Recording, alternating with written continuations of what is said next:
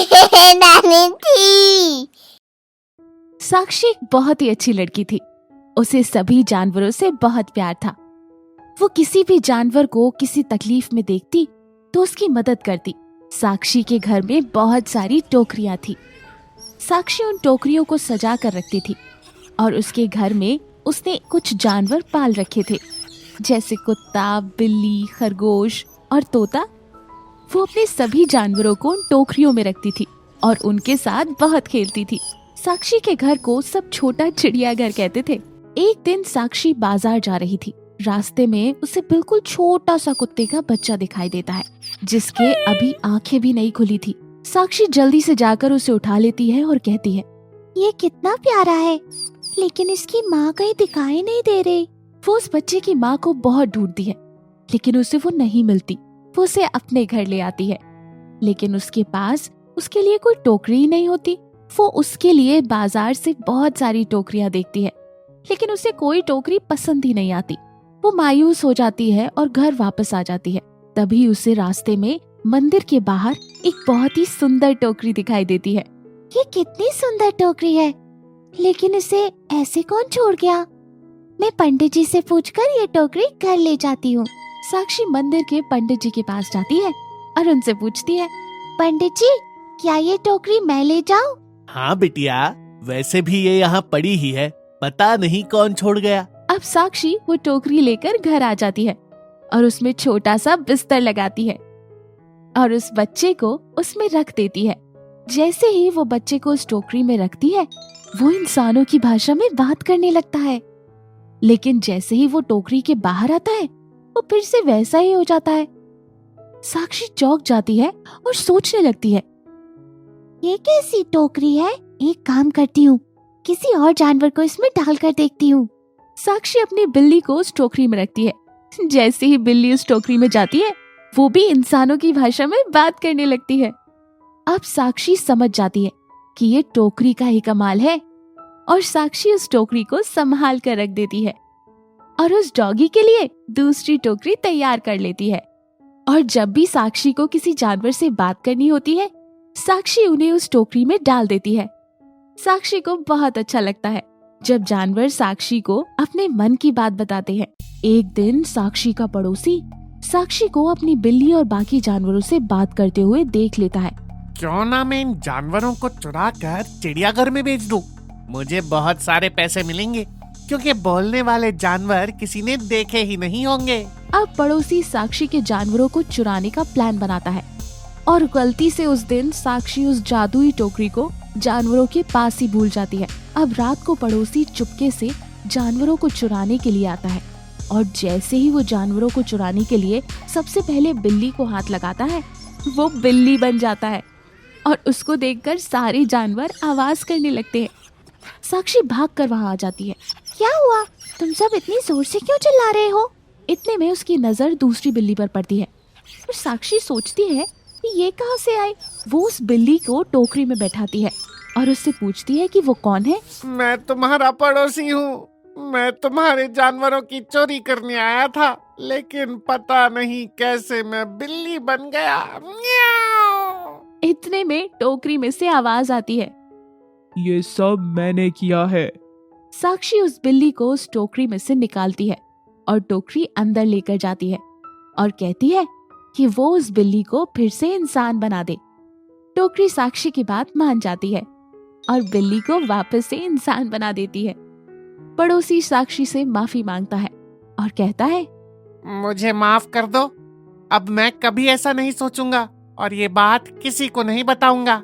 साक्षी उसे जाने देती है और उस टोकरी को सुरक्षित रख देती है।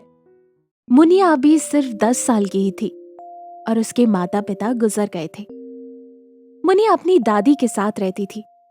जब भी मुनिया दादी को पूछती कि उसके माता पिता कहाँ हैं, तो दादी हमेशा मुनिया को कहती, आसमान में जो तारे दिख रहे हैं उसमें ही तुम्हारे माता पिता हैं। रोज रात को मुनिया तारे देखती और अपने माता पिता को याद करके उनसे बात करती। दादी की उम्र बहुत हो चुकी थी। दादी को लगा कि उनके बाद मुनिया की देखभाल कौन करेगा, तो दादी ने मुनिया के चाचा चाची को बुलाया और उनसे कहा, बेटा, अब मुनिया की जिम्मेदारी तुम्हारे ऊपर है। मैं अब कुछ ही दिनों की मेहमान हूँ। उम्मीद करती हूँ कि तुम मुनिया को अच्छे से रखोगे। हाँ हाँ माँ, हम मुनिया को अच्छे से रखेंगे।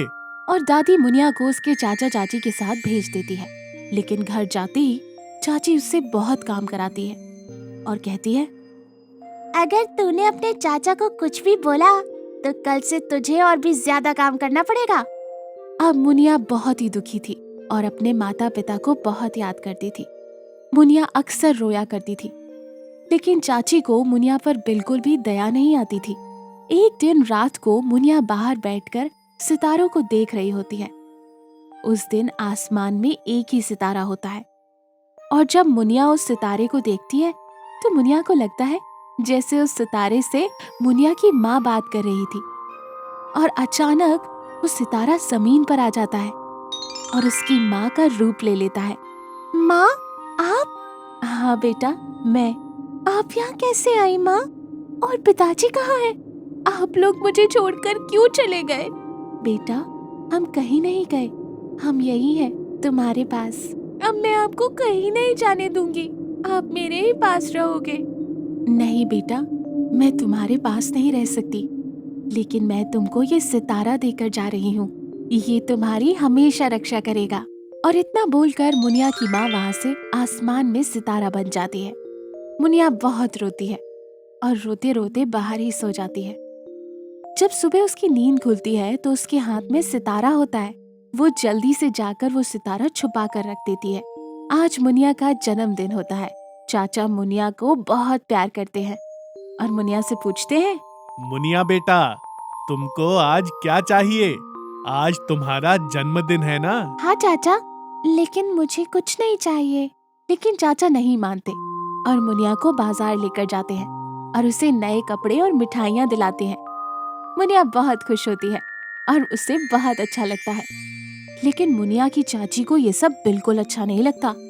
जब मुनिया घर आती है तो चाची उस पर बहुत चिल्लाती है और उससे बहुत सारा काम करवाती है और मुनिया के नए कपड़े जलाने लगती है।